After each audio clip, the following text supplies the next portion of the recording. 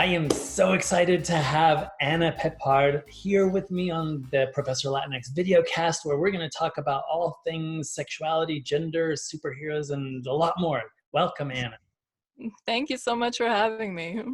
So, gosh, I've learned so much from you and your work in comic studies, but let me ask you, Anna, how did you get here? I know you did a PhD at York University, but share with us your journey and how you got to where you are right now.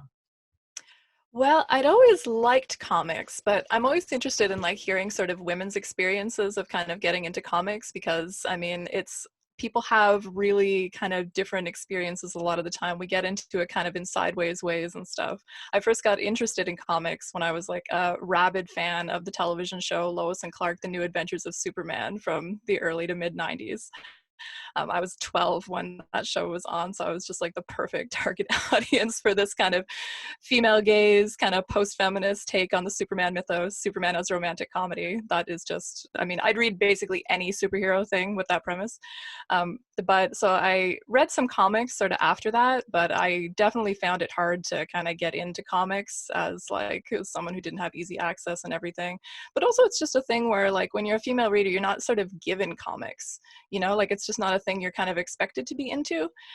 So I sort of read some comics throughout my teen years, but I actually didn't get really, really into them until my master's year at the University of Toronto, oddly enough. That was just a really stressful academic year, and don't know whether I should say this or not, but comic book torrents got really good around that time, so I was able to steal a lot of comics, which was essential to me as a very poor grad student who could not afford to buy them. So I had a torrent of the entire Marvel Civil War event, which was hundreds of comics, and I read all of them and was just completely hooked. So I started doing a little bit of kind of comic book and superhero research during my master's year, but it wasn't really my focus. When I went to York University, I was going to write a dissertation on representations of gender in American naturalist fiction, focusing on the literature of Frank Norris. That was what I pitched to them. That project obviously fell by the wayside. Yeah, what sort of drew me to kind of doing superhero comics in particular, I mean, I've always been kind of a visually oriented person. I'm the daughter of an artist, and some of this stuff back here is silk screens that I've made. I kind of suck at art, but I do like making pop art. Um, but it was actually sort of extending kind of in a strange way, given how sort of patriarchal and sexist the superhero genre is and exclusionary in a variety of different ways. It was actually kind of, my feminism that got me into it in terms of its representations of bodies and some of the different sort of non-normative things that bodies do in the superhero genre, but also the way bodies are at the center of the narrative. Because I'm someone who's always I'm really tall, and this has caused me a lot of insecurity over the course of my life. I've always felt like I wasn't feminine or whatever, and I've been an athlete at various points in my life too, and I've always had this weird insecurity about that. But something about sort of the boldness of bodies in superhero comics, the way bodies direct the narrative, I found really kind of inspiring, again, when I was sort of dealing with that sort of intense stress, but then stayed with me because the stress just keeps coming, and sort of putting yourself into that imaginary world and sort of being within all those sort of interconnected stories, but again, just also those sort of body focused narratives I found very inspiring. And yeah, for us, again, sexist as the superhero genre is, I also find it almost foundational to my feminism in a really weird way. And that's sort of where a lot of my work on wanting to do topics on gender and sexuality in the superhero genre comes from, because by exploring some of those topics, we can explore some of those possibilities that go a little bit underrepresented and still in scholarship, although it's getting obviously a lot better. But when I first started researching comics and superheroes, it was no books by anybody that wasn't a straight white man, and that's obviously gotten a lot in part because of wonderful work that someone like you does, which I very much appreciate in turn. It was a very long-winded answer, but no, that was amazing. Yeah, it actually kind of resonated deeply with me as well. I thought it might. So this leads me to, Supersex. What such an awesome title. And I'm so happy that it's in the World Comics and Graphic Nonfiction series. But yeah, tell us sexuality and superheroes. I mean, you kind of brought us to this threshold. and I know that, you know, your introduction is very like critical and theoretical and important. So maybe you can share with us a little bit, like a teaser. I know it drops in this fall, but yeah, tell us about Supersex. Yeah, so I mean, as like sort of an ACA fan, a pop culture scholar, I mean, a lot of us kind of end up doing research that kind of extends from our own sort of interests and fixations. And I mean, for me, you know, sort of related to what I was just talking about, sort of, I've made a joke that my entire investment in superhero stories is because I'm trying to like access or figure out kind of like the sexual kind of desires and fixations that this genre first inspired in me. Um, and that's partly true, although that's obviously sort of, you know, a silly answer because I'm also interested in these things in an academic context and think that they can offer a lot to topics of gender and sexuality. Comics, I mean, in terms of comics and sexuality, I think there's going to be a lot more work in that area as your anthology is going to help push us your Routledge companion to sex and gender and comic book studies is going to really help a lot there. But comics have a lot to offer kind of discussions of sexuality, like in terms of a lot of things that are already established about comics, their non-linearity, their ability to communicate sort of fragmented perspectives, it being a very useful sort of medium for identification. All of those things can be really useful for sort of expanding sexuality studies, which in terms of pop culture, sexuality studies has really been focused on like film primarily. And that's kind of been a limitation because, especially because I mean, you know, I primarily do kind of mainstream comics, but I mean, certainly alternative comics have so much to offer the topic of sexuality. So that is sort of a factor in some of our approach to the work in Supersex. But it's also just the uniquely kind of controversial and complicated nature of sexuality within the superhero genre. So superheroes, you know, obviously we have things like FREDERIC WERTHAM targeting the sexuality and gender representation of Wonder Woman and Batman and Robin in particular in Seduction of the Innocent, his section about Batman and Robin representing a wish dream of two homosexuals living together is probably the most quoted thing from Seduction of the Innocent and has created plenty of controversy over the years. But one of the interesting things that I found, you know, in terms of my research and, you know, thinking about censorship is the way superhero comics were able to survive the restrictions of the code and sort of encode sexuality within their stories in ways that were particularly effective in helping them survive those restrictions. It's always been a genre in which sexuality is both present and absent. It's very obvious, it's very graphic, it's very just out there and flamboyant, and yet at the same time, sexuality is generically denied, both in terms of, you know, the denial of sexual characteristics for male superheroes. You know, for most of the genre's history, we don't see like really penises or packages depicted, but also in terms of dynamics like the hypersexualization of female superheroes, but kind of the denial of their sexual agency would be another example of presence and absence.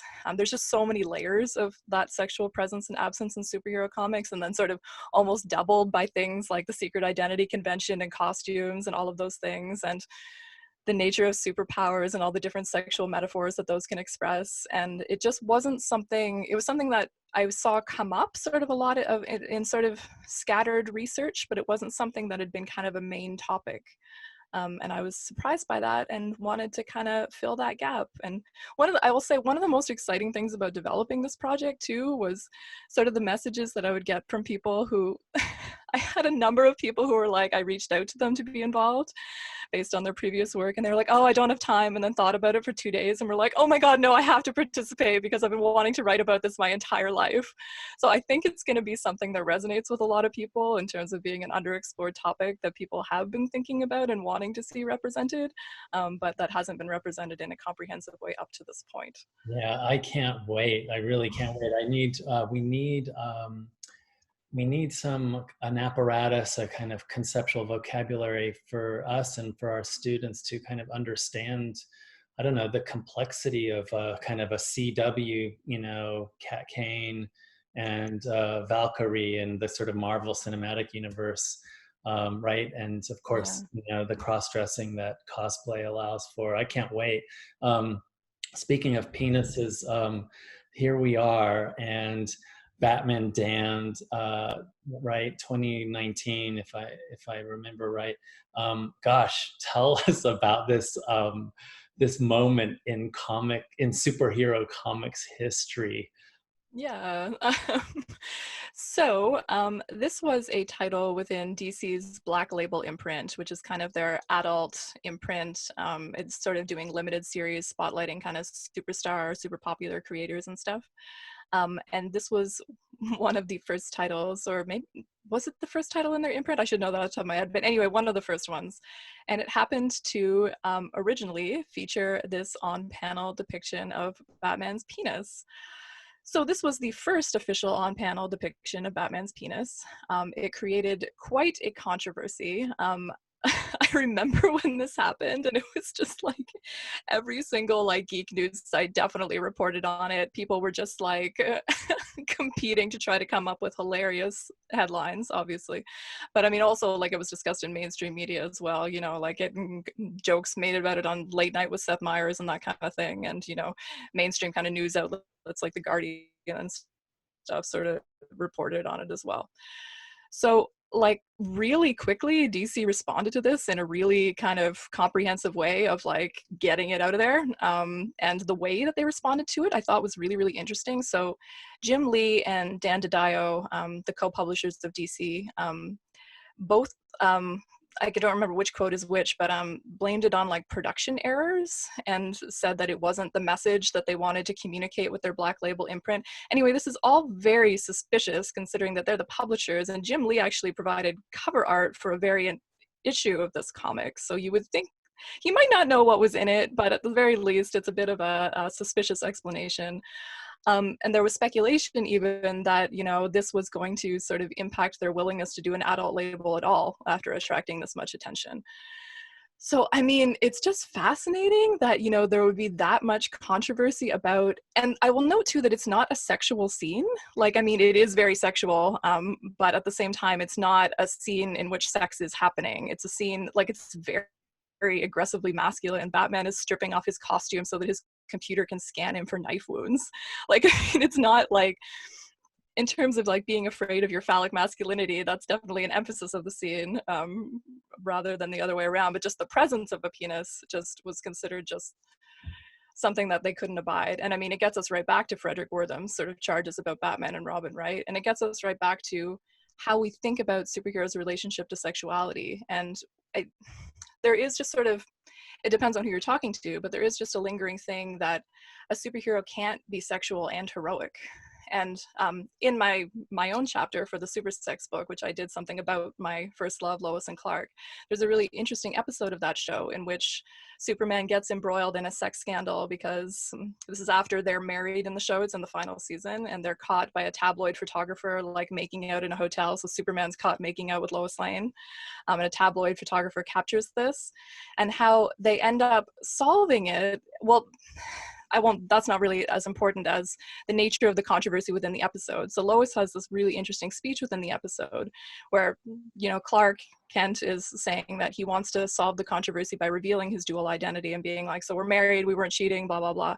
And she says, if you reveal that to people, they'll lose all faith in Superman. If you tell them that you're married, that you have desires, that you like have this family, like they won't be able to believe in you as a hero anymore. And it's a fascinating speech because it says so much about that prudishness that you're talking about, right? I mean, to put that speech in the mouth of kind of Lois, who's the character who names Superman, who is responsible for kind of promoting Superman, who writes about Superman, it's just a really fascinating kind of like meta commentary moment. Not necessarily a positive one, but definitely an interesting one that I felt reflected on this topic quite a bit.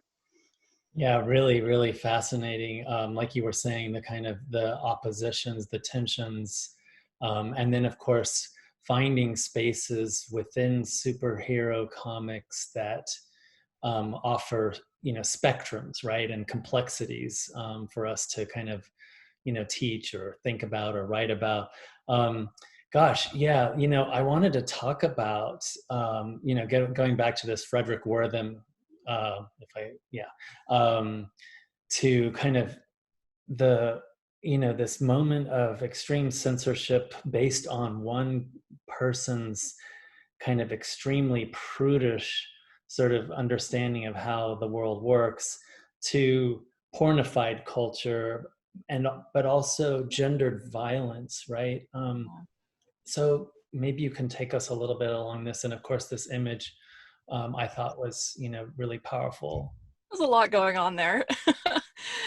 Yeah, I mean, one of the things I'll say about Wortham, I mean, comic scholars will kind of know this already, but his reading of sort of the homoerotic implications of Batman and Robin, it's not so much that that's wrong, it's more that his interpretation of what, like, the consequences of that are sort of what we can take issue with, right? I mean, a lot of people have talked about comics being sort of a inherently queer space, and superhero genre as well being perhaps an inherently queer space in terms of sort of some of these metaphors of sort of disguise and revealing, and the sort of even something like the adopted families, which Batman and Robin are definitely a part of as well, the Bat family in general, the X-Men as well too, adopted families, but yeah, so I mean, it wasn't so much like the fact that he noticed that, because that was definitely present, and many queer fans have seen that as being definitely present, but it was more that he thought of this, and his specific words about Wonder Woman was that she and her also sort of gender deviant followers were a morbid ideal.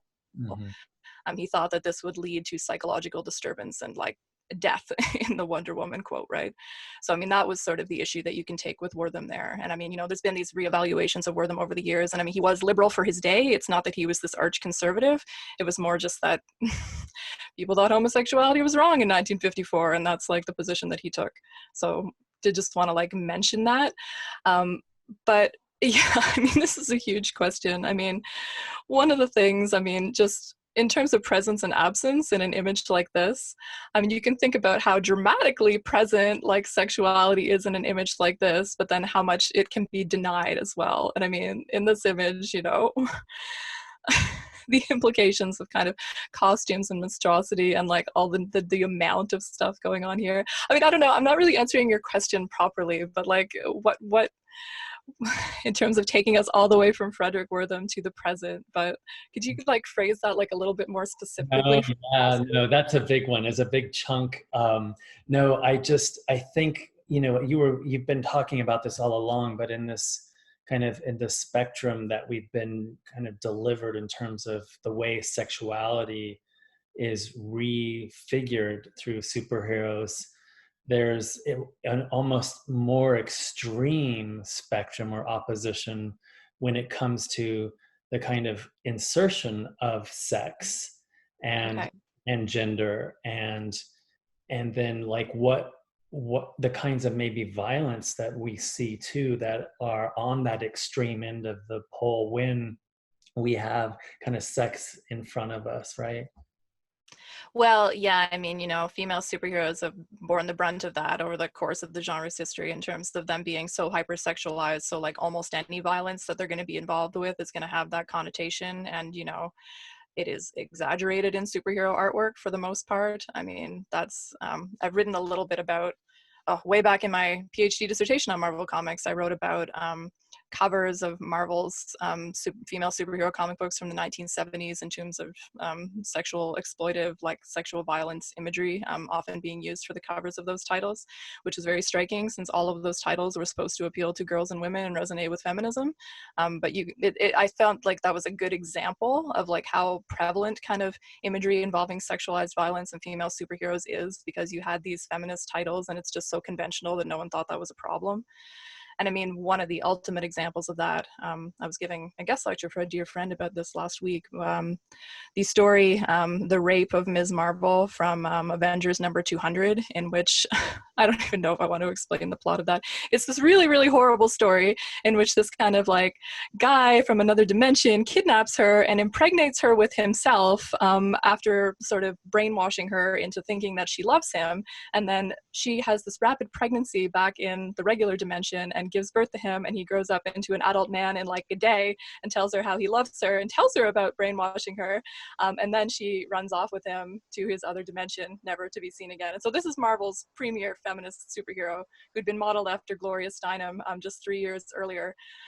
So, a storyline in which she gives birth to her rapist and falls in love with him and runs off with him, never to be seen again, is sort of the height of problematic gender and sexualized violence in superhero comics, to the degree to which Carol Strickland is the one who coined in a fanzine calling this story the rape of Ms. Marvel, and calling out in particular sort of male fans for not caring about this or even seeing it as rape. I mean, it was just seen as conventional, so it wasn't even seen that way.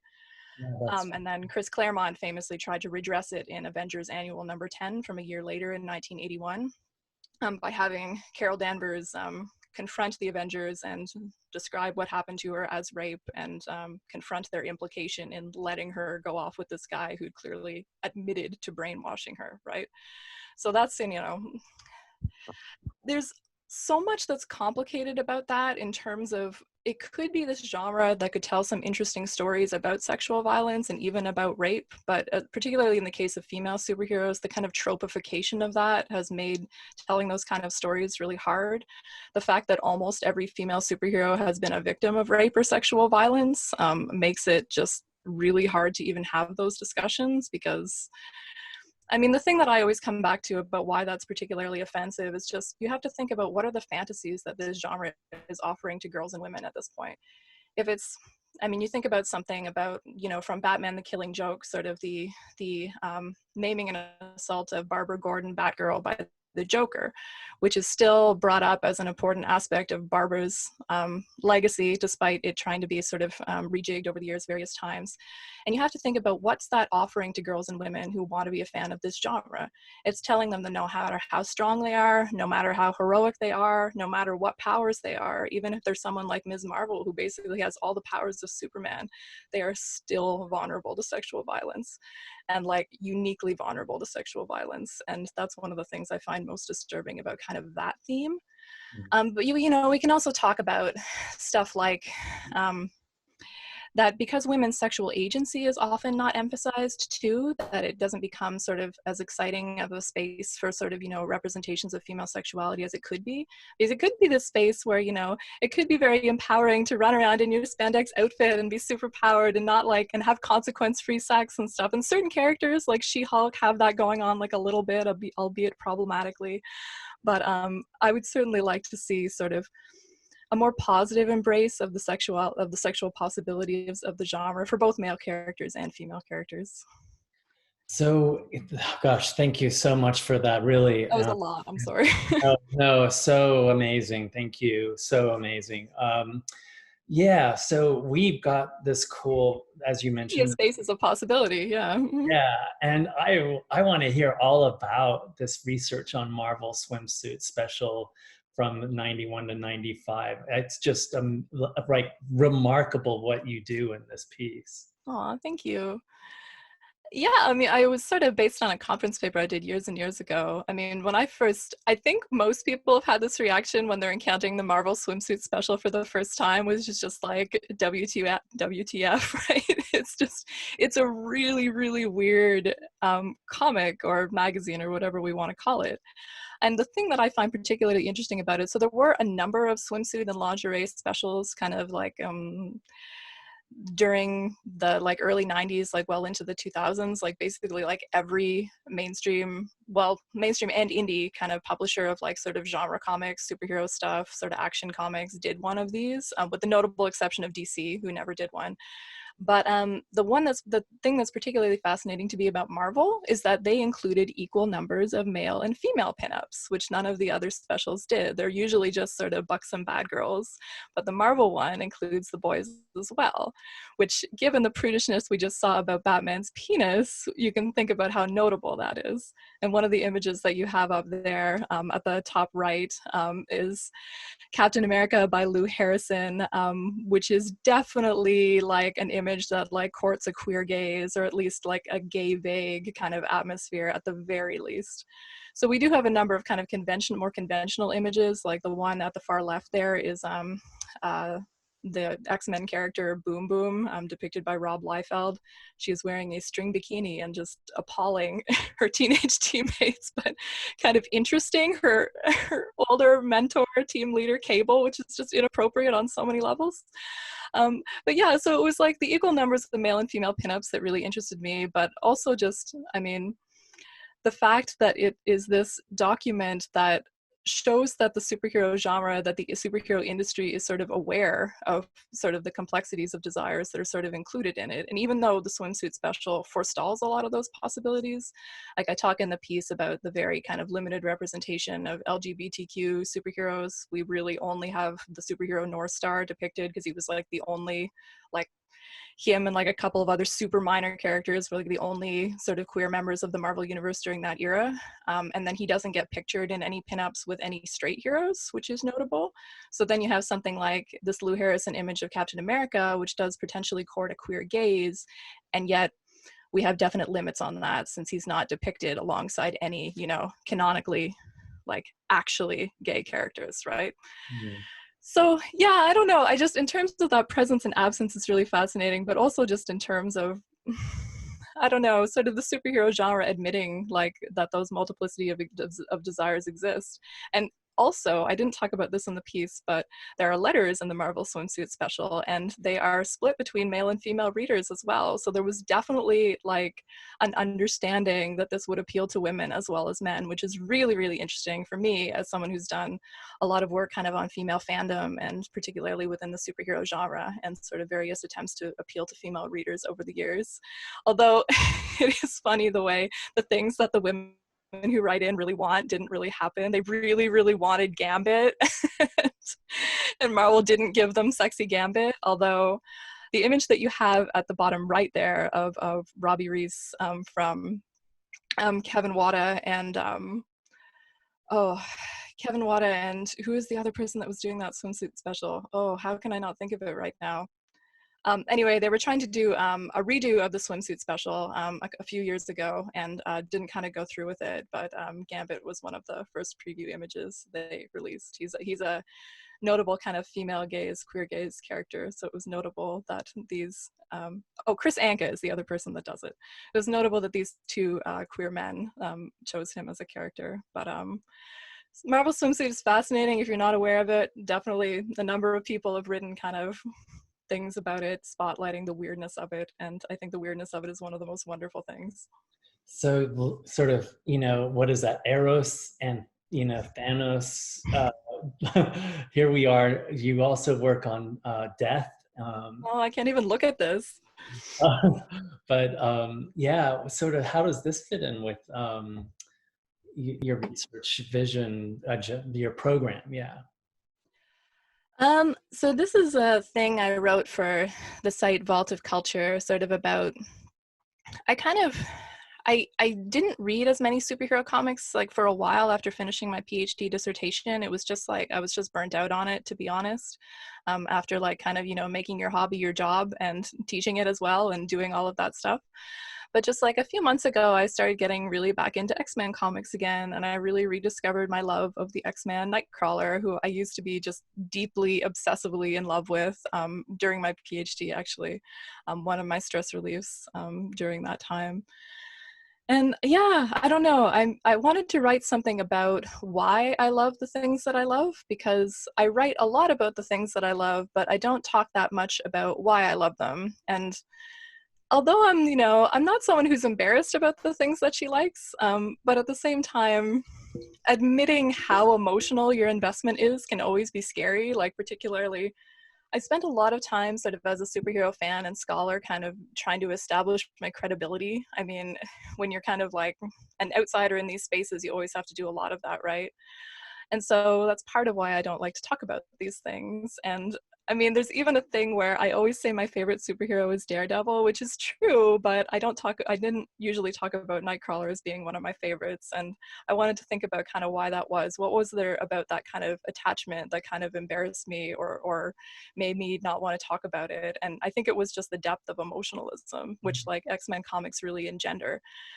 And so I went back and kind of was rediscovering the character, and I read kind of his resurrection arc.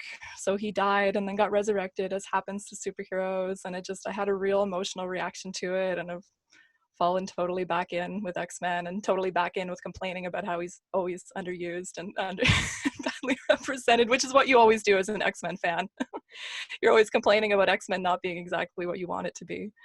But he was also a very kind of inspirational character for me in terms of, I've gone through some chronic health issues in the past few years, which are still ongoing. And just sort of, I don't know, sort of engaging with these fantasy spaces, but particularly a character like this, who is kind of defining things, sort of responding to his difference and his persecution with always sort of like love and humor. It's just a really powerful character for me for, you know, dealing with those life stresses. Yeah, no, wonderful. Thanks for sharing that. Gosh, you know, you also, at the very beginning of our conversation, you talked about the importance of kind of women creators, and you've done research in this area as well. Would you mind sharing a little bit about your discoveries here?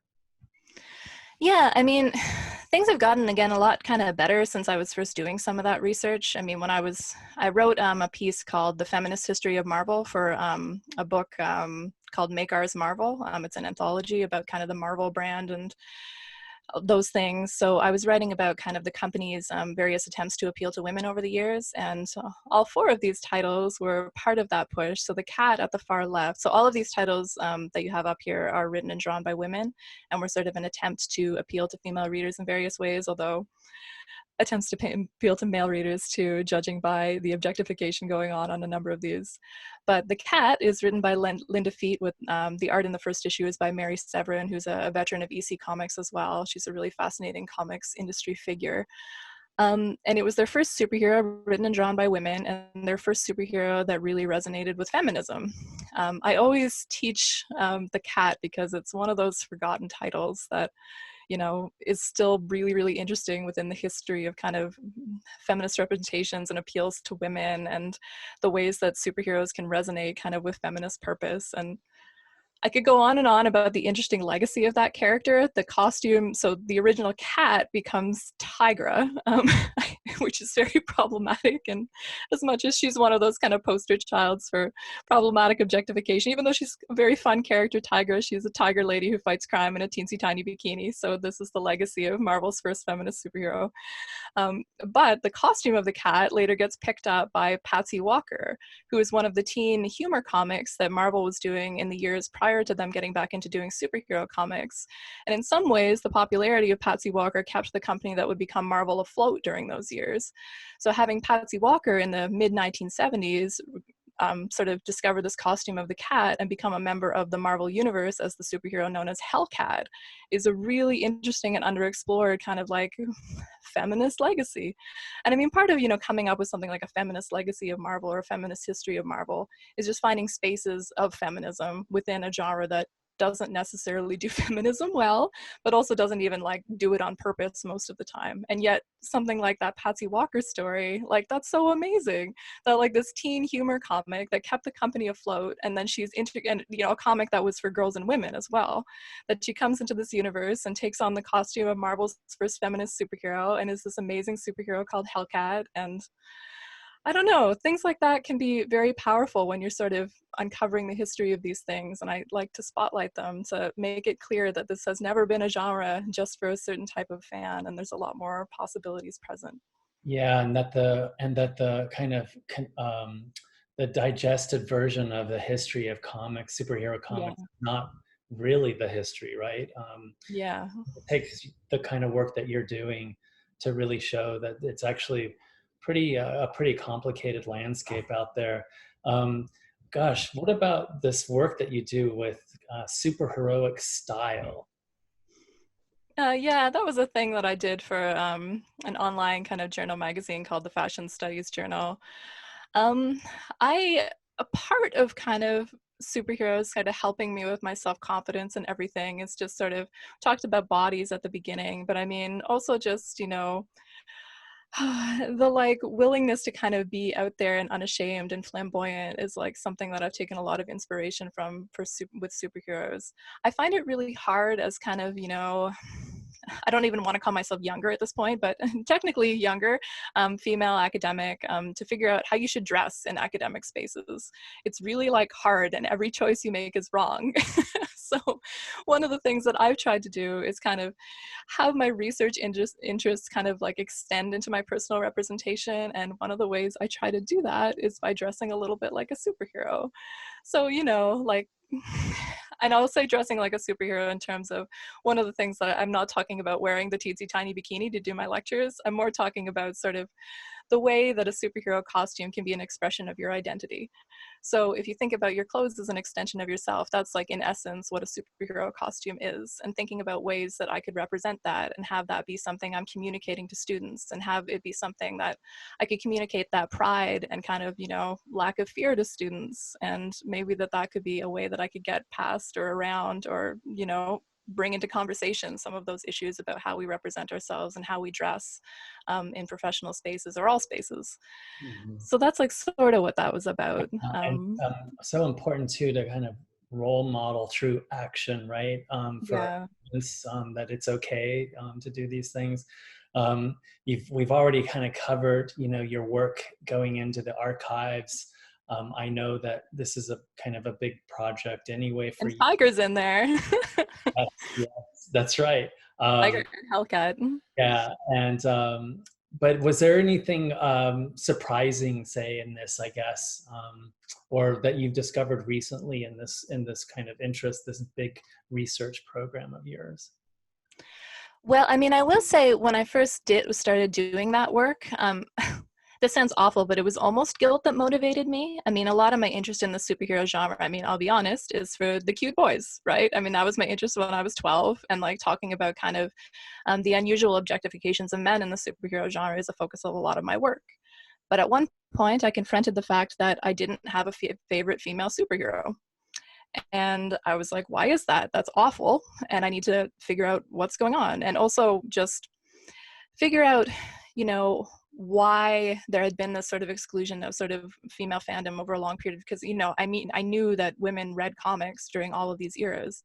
And so when I was first doing this feminist history of Marvel piece, I was just like actually shocked to uncover a character like Ms. Marvel from 1977, who's like a superpowered version of Gloria Steinem, because in all of those histories of comics that I had read, she wasn't talked about.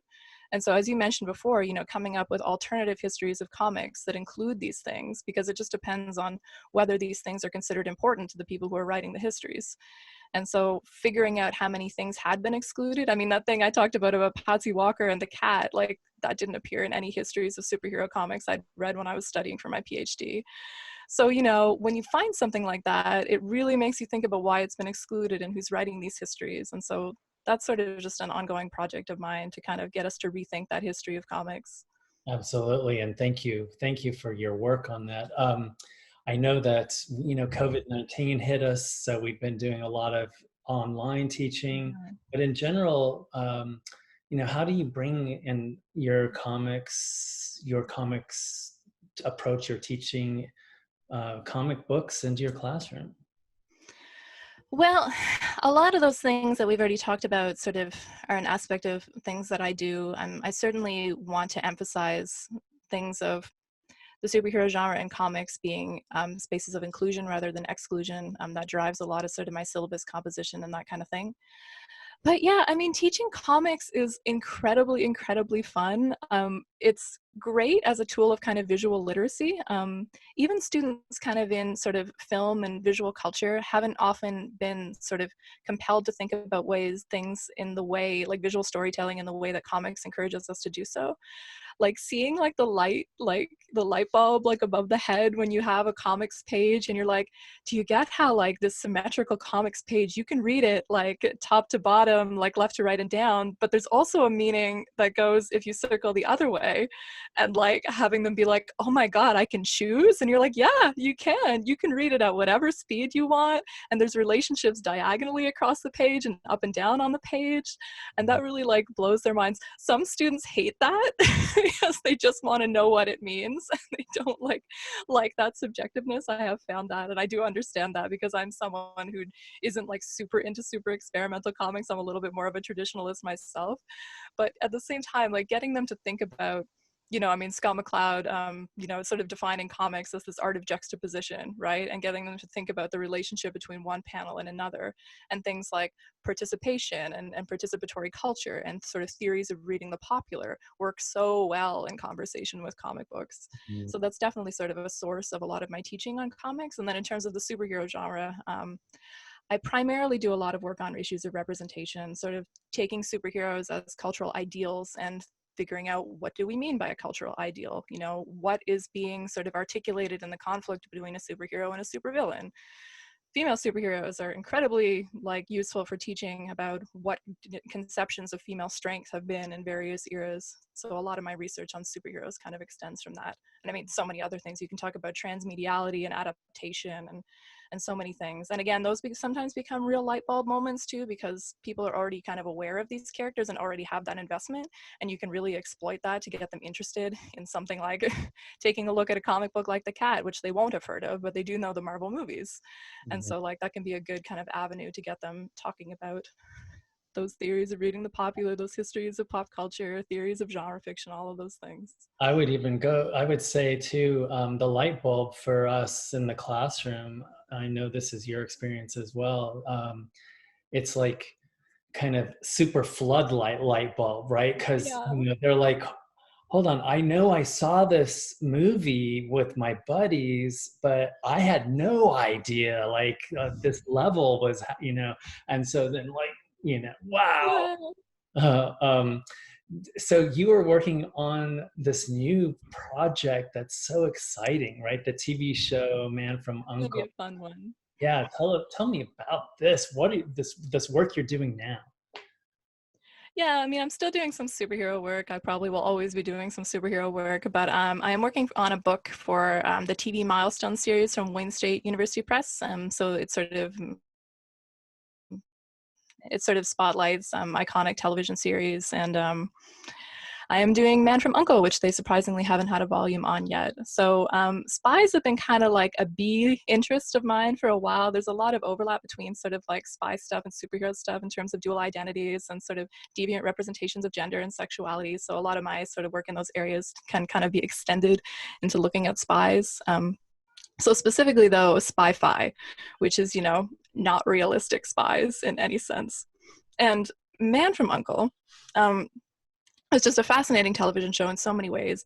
It's foundational to a lot of female fandom, which, again, gets me back to that interest. So Kirk and Spock and Napoleon and Ilya from Man from Uncle are sort of the foundations of like the slash fiction genre, which extends from the text itself.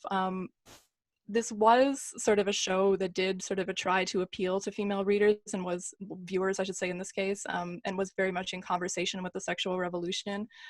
One of the really interesting conventions of Man from Uncle, which is one of the things that makes it very different from James Bond, is its incorporation of quote unquote average or normal women into kind of the spy-fi universe. So a convention of Man from Uncle is that they will have what is conventionally in Man from Uncle speak called an innocent character, and like it could be like a young school teacher, or in the pilot episode it's a mother who gets swept up in the adventures of Napoleon and Ilya and gets to have this adventure with them, and a little bit of romance with them oftentimes, and help save the world before returning to her regular life, which it's not perfect, but it's still sort of a space that sort of allowed sort of women to participate in this very, again, sort of very male genre in some interesting ways. And then again, we would call it like queer baiting now, some of the stuff that goes on with Napoleon and Ilya in this show, but at the time it was just sort of an element of camp, right?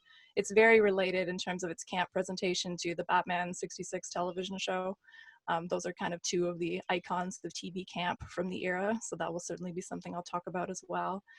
It's a great show too to talk about representations of new masculinities, the difference between Napoleon and Ilya as kind of these softer men compared to James Bond. There's a great sort of Life magazine article about the show from that era that called James Bond it called Napoleon Solo like the living room spy and James Bond the bedroom spy. and like kind of figured Napoleon Solo as this sort of man to appeal to kind of like the new sort of feminist, pre-feminist, whatever kind of woman. He's the spy that you can have over for dinner and not be afraid he's going to say something inappropriate to your family. He's a nice spy, which Um, is a fascinating topic.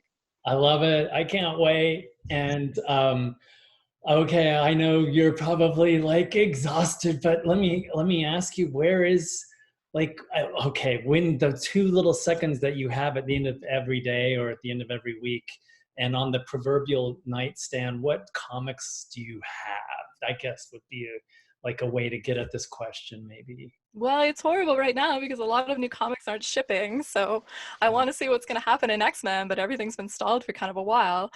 I was kind of dreading this question because I don't think I have like a real comprehensive answer to this. Everybody's so concerned right now about what's going to happen to comic shops. And I have no good answer for that. I have no idea what's going to happen. Nobody knows what's going to happen or when this pandemic is going to end. So that makes it a really difficult question, but also I read a lot of old stuff. So I have been rereading the comic book series Excalibur, starring my favorite X-Men Nightcrawler recently. I had a friend who gave me a bunch of their old comics, which was like unbelievably amazing. And being able to kind of read them, and I always had them as digital files, but being able to read them in kind of their original thing with the ads, and I'm really enjoying the letters pages in them a lot. It's just 80% of the letters in Excalibur are kind of like love letters to Kitty Pryde, which is just fascinating and a little bit creepy because she's a teenager in the comics at that time, but still an interesting document at the very least. And those letters that are writing in wanting to marry Nightcrawler from women always amuse me as well, because I totally would have been one of those letter writers if I'd known about this comic book at that time, which I did not. But so I've really been enjoying kind of revisiting that and some of the interesting kind of X-Men expanded universe character work that goes into that title. Yeah. But yeah, in terms of new stuff, I mean, yeah, I like sort of read scattered stuff. I've been interested in a lot of, you know, being very true to brand, sort of a lot of the attempts to appeal to female readers and that kind of thing. There's been some interesting novelizations and stuff like aimed at like sort of like stuff that I've been wanting to do some work on. So I don't know, that's not a good answer. I don't think I have an answer about where comics are going. They're in a very uncertain moment right now, and I hope that they survive it. Well, maybe your answer is the answer, which is a kind of back to the future, right? Um, so, gosh, Anna Peppard, thank you. You have like it just exploded my brain with all of this. I love it in such a good, powerful way. You've taken us all on this great journey. Thank you so much. Well, thank you so much. I'm so happy that we have the Supersex book in your series, and I'm thrilled to virtually meet you after enjoying your work for so long. And thanks so much again for having me.